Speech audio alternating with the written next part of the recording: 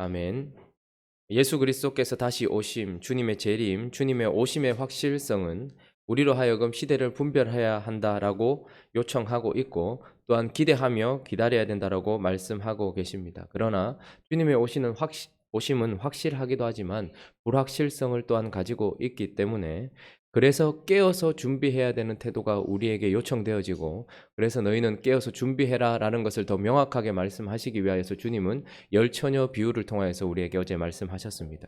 그러나 또 한 가지 우리의 삶에 요청되는 태도는 충성되고 지혜로운 종으로 살아야 된다라고 말씀을 하셨는데 오늘 이 달란트 비유는 그러면 어떤 자가 충성되고 지혜로운 종으로 살아가는가, 충성되고 지혜로운 종의 삶의 태도는 어떠한가를 가르쳐주는, 그러니까 재림을 기다리고 있는 제자들의 삶의 형태를 우리에게 가르쳐주는 비유입니다.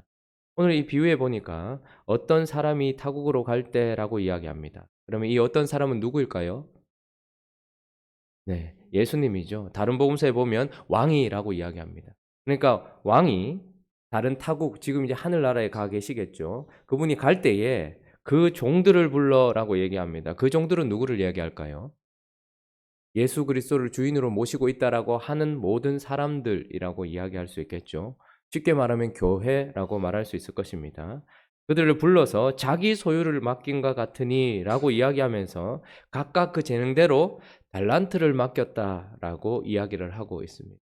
주인은 가시면서 타국으로 가시면서 그 사람의 재능대로 창세 전부터 그에게 계획된 어떤 그만의 분량이 있을 것입니다. 그 분량에 맞게끔 달란트를 주고 갔다라고 이야기를 하고 있고 중요한 것은 19절에 이렇게 얘기하죠. 오랜 후에 그 종들의 주인이 어떻게 해요?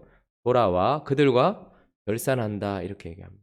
자, 주인은 먼 타국으로 가면서 자기의 소유, 가장 소중한 것을 자기의 종들에게 주고 갔고 그것으로 끝이 아니라 그것은 오랜 후 주인이 다시 오시는 그 순간에 결산해야 되는 것을 우리에게 책임져 주는 일이다라고 말하고 있습니다. 그리고 그 삶에 따라서 어떻게 살았느냐, 그 달란트를 어떻게 했느냐에 따라서 두 부류로 나누어져서 어떤 자들은 주인의 즐거움에 참여하게 되고 어떤 자들은 바깥 어두운 데로 내쫓겨서 슬피 이를 가는 것이다 라고 이렇게 이야기해 주는 비유, 이 달란트 비유.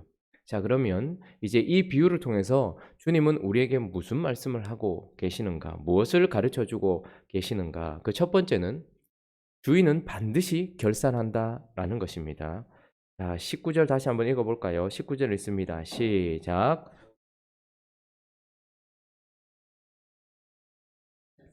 주인이 돌아와서 그들과 결산할세 이렇게 얘기합니다. 주님은 오셔서 그 종들과 주셨던 그 달란트를 가지고 결산을 하는데 그러면 중요한 것은 달란트는 무엇을 상징하는 것입니까? 주인이 주고 간 달란트는 무엇입니까? 어떤 사람들은 흔히들 이제 이 본문을 이야기할 때 이 달란트는 각자가 받은 사명이다 이렇게 이야기를 합니다. 복음 전파다 이렇게 이야기를 하는 것이죠. 주님은 가시면서 우리에게 복음 전파할 사명을 주고 가셨고 그 이후에 그런 사명을 어떻게 살았느냐에 따라서 결산하게 될 것이다라고 이야기하는데 저는 이것을 복음 전파라고만 한다면 너무 축소된 것 아닌가라고 생각을 합니다. 단지 복음 전파만을 달란트로 이야기를 한다면 이 오랜 시간 동안 있었던 주인 앞에 서 있던 종의 삶 전체를 표현하기에는 너무 폭좁은, 그저 복음을 전파했느냐 전파하지 않았느냐, 그래서 몇 명을 더 구원했느냐 그렇지 않느냐로만 이야기하기에는 이 비유가 너무 큰 것을 담고 있다라는 말이죠. 그래서 또 어떤 사람들은 이 달란트는 복음 전파라기보다는 성령을 이야기한다. 왕이 가시면서 우리에게 뭘 남기고 가셨습니까? 성령을 보내주셨어요. 그래서 성령으로 말미암아 사는 그 성령 안에서 사는 삶 전체를 이야기한다라고 이야기하는 해석도 있습니다. 그러나 이것도 조금 문제가 있습니다. 왜냐하면 5달란트, 2달란트, 1달란트 성령의 역사는 사람들마다 그 재능에 따라서 재능이라고 말하기엔 그렇지만 그 사람의 분량에 따라서 다르게 역사하는 것은 많지만 1달란트 받은 사람은 그것을 땅에 묻어두었고 그것을 가지지 못했고 나중에는 지옥에 간다 이렇게 비유가 끝난단 말이죠. 성령을 받은 모든 사람들은 다 구원을 받는데 1달란트 받았던 사람도 결국 그 달란트를 성령이라고 해석을 해버린다면 성령을 받았다가 다시 구원받지 못하는 사람이 있다라는 어떤 그런 비판을 받을 수 있기 때문에 저는 이것을 성령이라고 해석하기도 좀 위험하다라고 생각합니다. 그래서 저는 이 달란트를 복음이라고 생각을 합니다.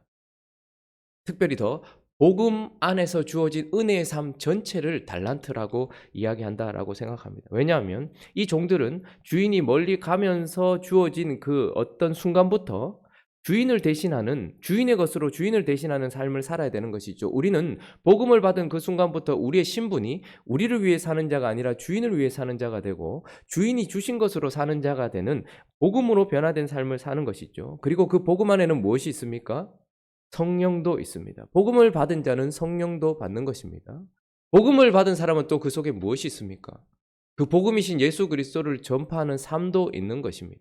그러므로 저는 달란트라고 이야기할 때 복음으로 말미암아 우리에게 주어진 새로운 삶 전체를 하나님께서 주신 달란트라고 생각을 합니다. 물론 복음은 모든 사람들에게 동일한 생명을 주지만 그러나 5달란트, 2달란트, 1달란트처럼 복음을 받은 사람의 삶에 어떤 주어진 그 영향력이라는 것은 각자 다른 것입니다.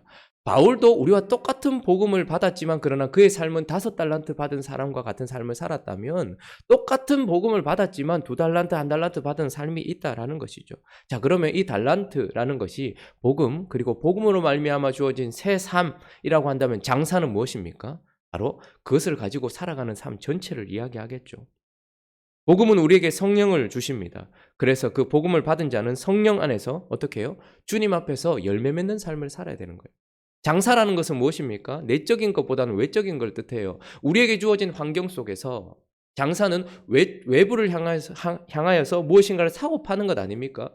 주님은 우리에게 복음을 주시고 난 이후에 우리에게 가정과 사회와 직장과 교회와 환경을 주셨어요. 그 속에 그분이 주신 성령 안에서 우리는 그 속에서 다듬어져 가야 되는 것이죠. 시간이 지나면서 성령 안에서 우리는 성령의 열매를 맺으며 주님을 닮아가는 삶으로 요청받았고 우리는 그런 삶을 어떻게 살았느냐에 따라서 주님 앞에 계수받을 시간이 있을 것이다 라는 것입니다. 뿐만 아니라 복음은 또한 우리에게 무엇을 줍니까? 우리에게 생명을 주시고 성령을 주신 그리스도의 이름을 주셨다라는 말입니다. 그러므로 이 장사란 성령 안에서 우리 자신이 성령으로 변화되는 성령의 열매를 맺는 것도 있지만 이 복음을 주신 예수 그리스도의 이름을 전파하고 이 복음을 주신 예수 그리스도의 이름을 드높이는 복음 전파의 사명도 함께 들어있는, 그래서 장사라는 것은 이 복음으로 어떻게 살았느냐라는 것을 우리에게 보여주는 것이다 라고 말할 수 있겠죠. 그래서 주님은 멀리 가시면서 우리에게 복음으로 말미암는 삶을 주셨다. 그리고 그것을 어떻게 살았느냐를 반드시 계수하실 것입니다. 여러분, 우리가 믿지 않는 사람들도 사람이 50이 넘으면 자기 얼굴에 책임을 져야 된다라고 이야기를 합니다. 무슨 말입니까? 어떻게 살았느냐가 얼굴에 드러난다는 것이죠. 자, 여러분들의 얼굴을 지금 제가 보고 있는데요. 다 50이 다 넘으셨고 어떠시다고 생각하십니까? 나는 그래도 마음을 잘 쓰고 살았다 이런 생각이 드십니까? 내 얼굴은 그래도 거울 보면 아유 저 사람 넉넉하게 살았구나 이렇게 보이십니까? 자, 그러면 좀 더 깊이 나아가서 성령께서 우리 자신을 그리고 하나님이 우리 자신을 바라볼 때에 결산할 날이 반드시 있을 것이라고 하는데 그저 아무것도 없이 다 덮어두고 예수 그리스도의 복음만 전하는 것만이 달란트를 가지고서 장사하는 것이 아니라고 말한다면 성령 안에서 우리는 얼마나 열매를 맺었는가? 사랑과 희락과 화평과 오래 참음과 자비와 양성과 충성과 온유와 절제의 열매가 내게 맺혀서 나는 그 달란트를 가지고서 주님 앞에서 장사하며 바르게 살았는가를 결산한 날이 온다라는 말입니다. 인격의 변화가 전혀 없고 시각의 변화가 전혀 없고 자신의 성품의 변화가 전혀 없는 것, 그때 주님께서 우리에게 너 바르게 살았느냐? 라는 것에 대한 결산할 날을 기다리고 있다는 것을 기억하면서 살라고 우리에게 말씀하시는 것이죠. 뿐만 아니라 우리가 이런 삶을 살 수 있게 된 것은 오직 그리스도의 십자가와 복음 때문인 것입니다. 그래서 우리는 내 속에 자랑스러운 것이 있으면 힘쓰지 않아도 자랑하게 되는 것이 인간의 속성입니다. 내가 내 자식이 자랑스러우면 아무도 묻지 않았는데 저기 의사가 된 아들이 너무 자랑스러우면 저기 서울에 용한 의사가 있다 하던데 그 병원 이야기하다 보면 그 의사 누구냐? 내 아들이다. 이렇게 나오는 것이죠. 자랑하고 싶은 것.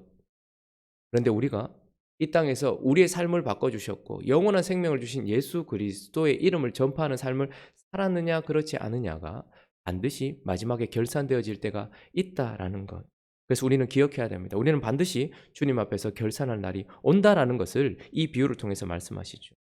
그리고 또 하나 우리가 기억해야 될 것은 두 번째는 주님은 충성을 칭찬하신다라는 것을 기억해야 합니다. 자, 20절에 5달란트 받았던 자가 와서 5달란트를 더 남겼습니다 라고 이야기했습니다. 21절 있습니다. 시작. 그 주인이 이르되 내가 많은 것을 내게 맡기리니 내 주인의 즐거움에 참여할지어다. 자, 이것을 보고 2달란트 받았던 자도 와서 주인에게 2달란트 주셨는데 2달란트 더 남겼습니다 라고 이야기하니까 23절도 있습니다. 시작. 그 주인이 이르되 잘하였도다. 착하고 충성된 종아, 네가 적은 일에 충성하였음에 내가 많은 것을 내게 맡기리니 내 주인의 즐거움에 참여할지어다.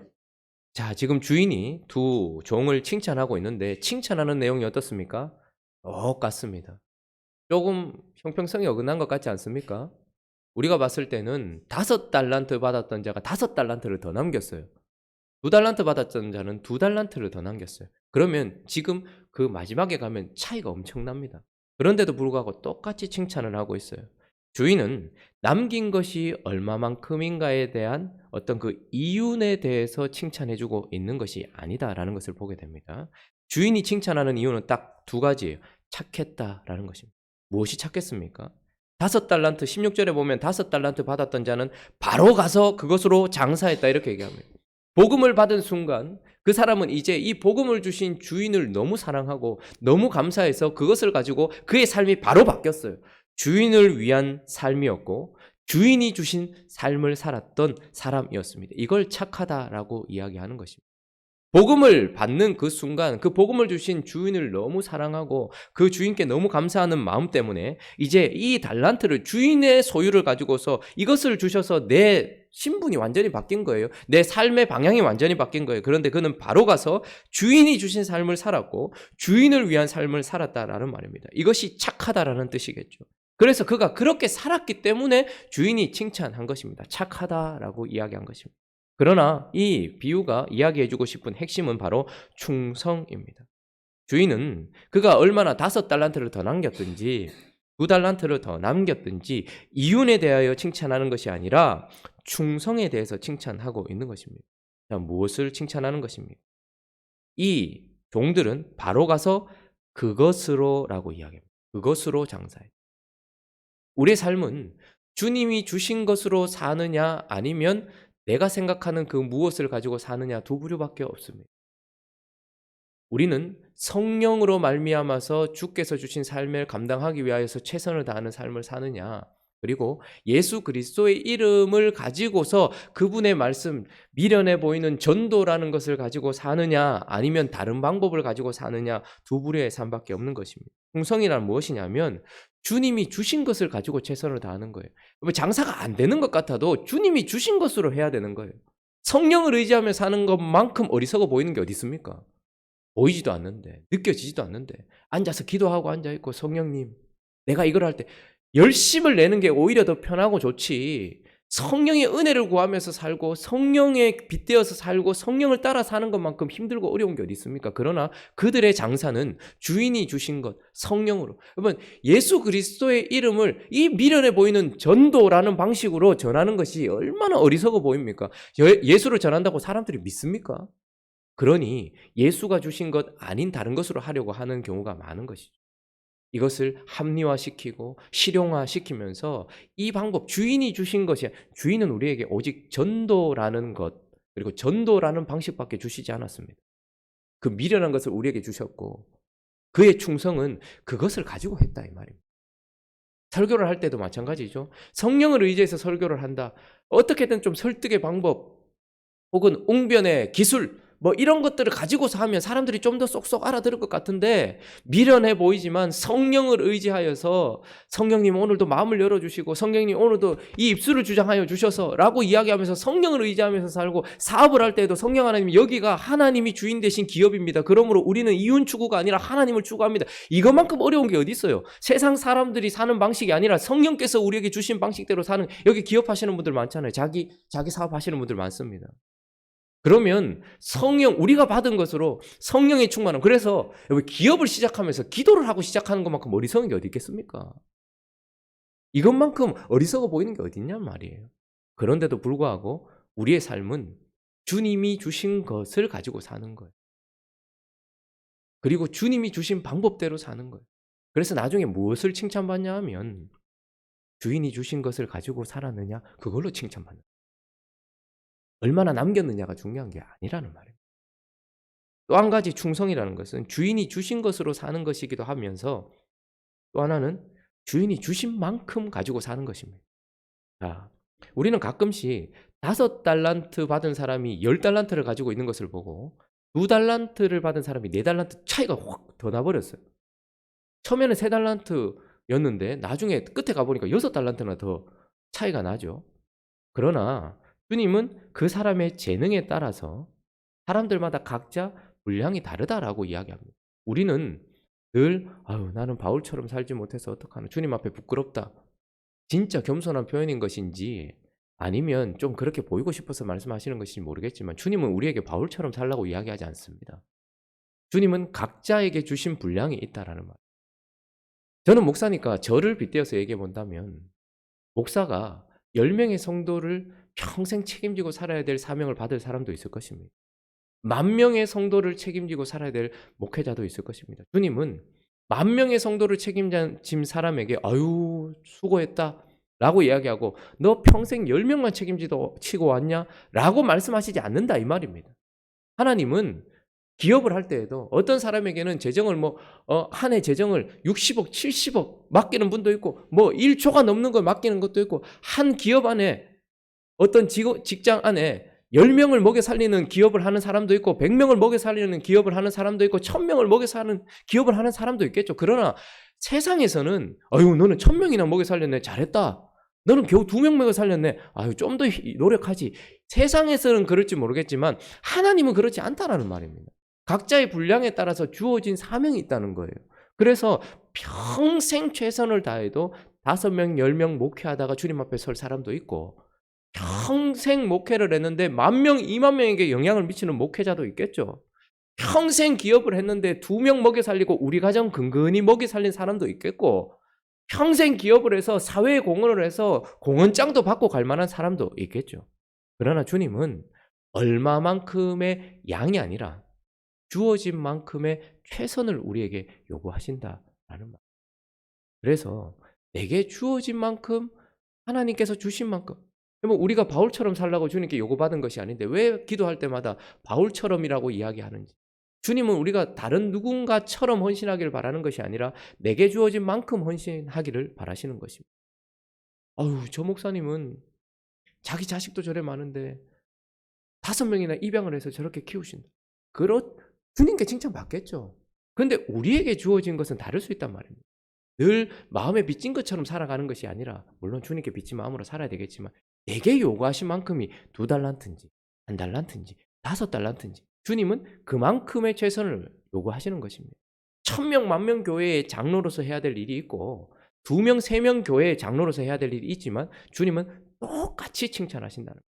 최선을 다한 그 삶의 칭찬을 하신다. 그래서 주님은 반드시 결산하시고 주님은 충성을 칭찬하신다라는 것을 이 비유가 말해주고 있고요. 마지막 한 가지 더 살펴보면 주님은 게으름을 책망하신다라고 우리에게 이야기해주고 있습니다.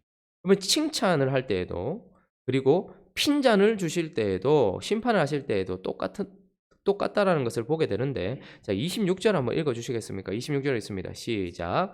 그 주인이 대답하여 이르되 악하고